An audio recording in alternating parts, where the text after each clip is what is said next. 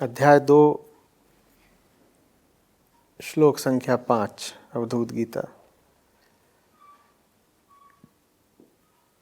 समुद्र से मैंने सीखा है कि साधक को सर्वथा प्रसन्न और गंभीर रहना चाहिए। उसका भाव अथाह, अपार और असीम होना चाहिए और किसी भी निमित्त से उसे क्षोभ नहीं करना चाहिए। उसे ठीक वैसे ही रहना चाहिए जैसे ज्वार भाटे और तरंगों से रहित शांत समुद्र। तो कह रही हैं आचार्य जी, आपके वीडियो सुनना, समझना, अपने जीवन को देखना, इन सब में मन लगा रहता है, पर भीतर एक बेचैनी, उदासी रहती है। कभी कभी आपको सुनते सुनते लगता है कि मन शांत हो रहा है, पर थोड़े समय बाद फिर वही बेचैनी और अजीब सा खालीपन लगता है। मुझे तो जैसे अपना स्वभाव ही उदास रहना लगने लगा है। क्या करूं? श्लोक 5 प्रसन्नता और शांति की बात कर रहा है। कृपया मार्गदर्शन दें। चलिए, बढ़िया है। समुद्र का ही दृष्टांत ले लेते हैं। तो श्लोक कह रहा है कि समुद्र की तरह ही सदा एक समान, गंभीर, प्रसन्न, अथाह, अपार, असीम होना चाहिए। क्षोभ वगैरह कुछ नहीं। ऐसा कह रहा है श्लोक। तो समुद्र ही जैसी हो जाइए आप। क्या है समुद्र की पहचान? कभी थमा हुआ नहीं होता, हमेशा उसमें गतिविधि चलती रहती है। तालाब थोड़ी ही है, गांव की तलैया थोड़ी ही है कि बिल्कुल ठहरी हुई है और सतह पर काई जम गई है। देखा है ऐसा? एकदम ही ठहरी होती है, लगता है जैसे हफ्ते भर से कोई हलचल नहीं हुई है। ऐसा पानी कई बार सड़ जाता है। समुद्र अथाह, असीम, लेकिन लगातार क्या कर रहा है? बड़ी हलचल कर रहा है। इतनी हलचल कर रहा है कि उसकी हलचल से ऊर्जा पैदा हो जाती है। भाई जानते हो ना, समुद्र से ऊर्जा निकालने की बड़ी कोशिश हो रही है। ऊर्जा के सब जो वैकल्पिक स्रोत हैं, उनमें से ग्रीन एनर्जी का एक बड़ा स्रोत तो यही है, टाइडल एनर्जी।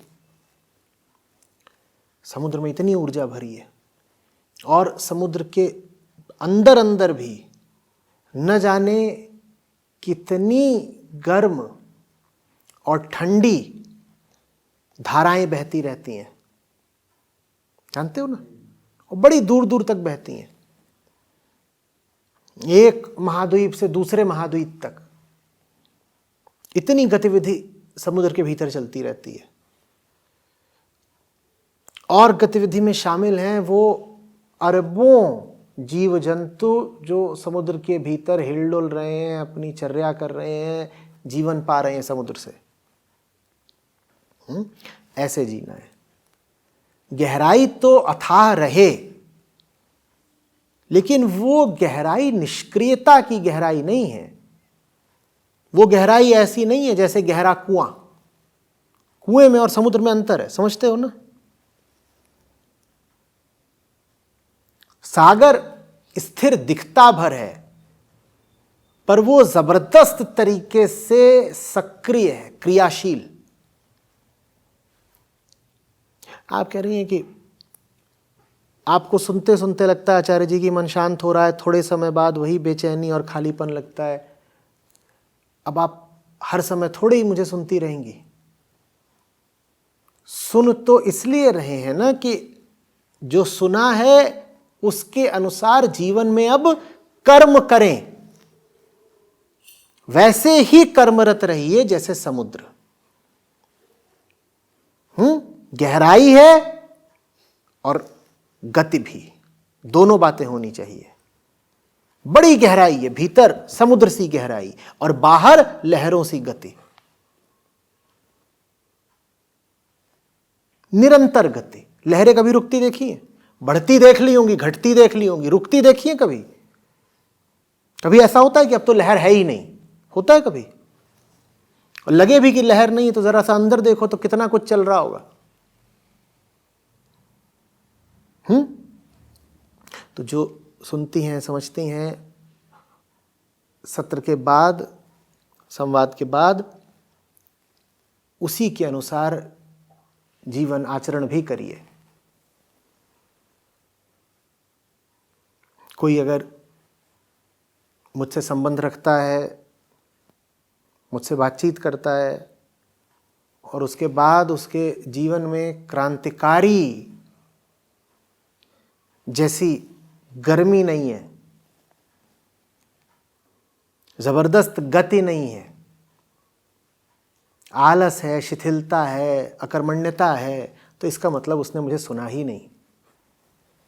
मुझे सुनने वाले के पास तो इतना समय भी शेष नहीं होना चाहिए कि वो बैठ करके किसी तरह का शोक या अफसोस करे। तो कोई अगर ये प्रश्न पूछेगा कि आचार्य जी आपको सुनते वक्त तो आनंद हो जाता है लेकिन उसके बाद फिर एक उदासी तन्हाई घेर लेती है, तो कहूँगा भक्त सुना ही नहीं। यहाँ मरने की फुर्सत नहीं है, तुम उदास कैसे हो लिए यार? ये हालत ये है कि मरने का समय निर्धारित हो तो भैंसे वाले को डांट के भगा दे, बाद में आना। भी कहेगा समय हो गया, हम कहेंगे अभी समय नहीं है। तो काम करिए ना, भूलिए नहीं कि ये अंधा युग है, ये संक्रमण काल है। हो सकता है आपके निजी जीवन में, व्यक्तिगत जीवन में कुछ ना हो जो आपका ध्यान मांग रहा हो, जो आपकी सेवा मांग रहा हो, पर सार्वजनिक स्तर पर, वैश्विक स्तर पर इस वक्त जितनी ज़रूरत है ज़बरदस्त कर्म की, उतनी मानव इतिहास में नहीं रही है कभी भी। या तो आप ऐसे हो जाइए कि साहब अब हम पूरे तरीके से जीवन मुक्त हो गए, हमें कोई फ़र्क ही नहीं पड़ता ये अस्तित्व बचे कि ना बचे, सब प्राणी, सब प्रजातियां भी विलुप्त हो जाए, हमें कोई अंतर नहीं पड़ता, क्योंकि हम जान गए हैं कि ये संसार ही मिथ्या मात्र है। या तो आप ऐसे हो जाइए। तो फिर मैं नहीं कहूँगा कि आप दुनिया की सेवा के लिए कुछ संघर्ष करिए, पर ऐसे तो आप हैं नहीं। हमें तो ज़रा सी खरोंच लग जाए तो हम कहते हैं अरे अरे अरे तो गड़बड़ हो गई, खरोंच लग गई। जब हमें अपनी खरोंच से भी दुख हो जाता है तो हमें कहने का क्या हक है कि संसार मिथ्या है, सब मिट रहा है, बर्बाद हो रहा है, होता हो तो हो। तो फिर लग करके काम करिए। ये समय नहीं है अपना अच्छा बुरा सोचने का, ये समय नहीं है ध्यान देने का कि अपने शरीर पे कितनी खरोंचें लगी हैं और घुटने में दर्द तो नहीं हो रहा। ये सब छोटी बातें हैं, इनकी जितनी उपेक्षा करें उतना अच्छा। धर्म बुला रहा है। और ये समझिए गौर से, बहुत दिल से बोल रहा हूँ, ये कोई लफाजी नहीं है। जितने लोग इस बात को सुन रहे हो समझें, सबकी सक्रिय और पूरी पूरी भागीदारी की पूरी ज़रूरत है। अधर्म ज़बरदस्त तरीके से हावी हो रहा है और उसका दुष्परिणाम हम सब भुगत रहे हैं, वो भी भुगत रहे हैं जो हमें दिखाई नहीं दे रहे। सब जीव, सब पशु पक्षी, नदी पहाड़ तक भुगत रहे हैं और हमसे भी ज़्यादा वो भुगतेंगे जो अभी दुनिया में आए नहीं हैं। तो उठना होगा, जगना होगा, अपनी उदासी, अपनी बेचैनी, अपनी तन्हाई, अपना सुख दुख छोड़िए, पीछे छोड़िए इन सब बातों को। ये छोटी बातें हैं। इन सब बातों से कुछ कहीं ज़्यादा बड़ी बात है जो अभी आवश्यक है, उसकी ओर ध्यान दीजिए भाई। ये सब क्या है? मुझे चोट लग गई थी, मुझे अतीत सताता है, मेरी इच्छाएं पूरी नहीं हुई, मेरे साथ ये हो गया, वो हो गया। क्या है ये?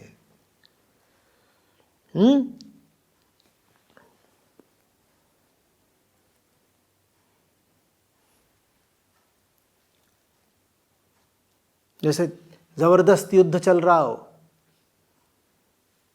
और एक सैनिक युद्ध में नहीं जा रहा क्योंकि उसका कंचा खो गया है और उसने आंसुओं की नदी बहा दी है और इधर उधर बिल्कुल वो पगलाया घूम रहा है, मेरा कंचा खो गया। और इतने नहीं, 2-4 और सैनिकों को भी उसने रोक लिया, घेर लिया, उन्हें भी नहीं लड़ने दे रहा कि मेरा कंचा नहीं मिल रहा, दिलवा दो रे, न खुद लड़ेंगे न तुम्हें लड़ने देंगे। ये कंचेबाजी छोड़िए ना।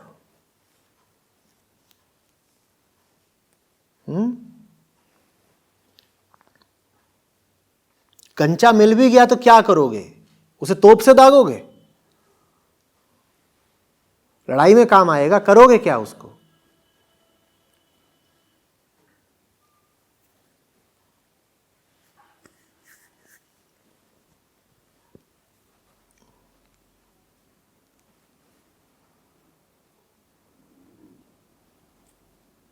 फायर।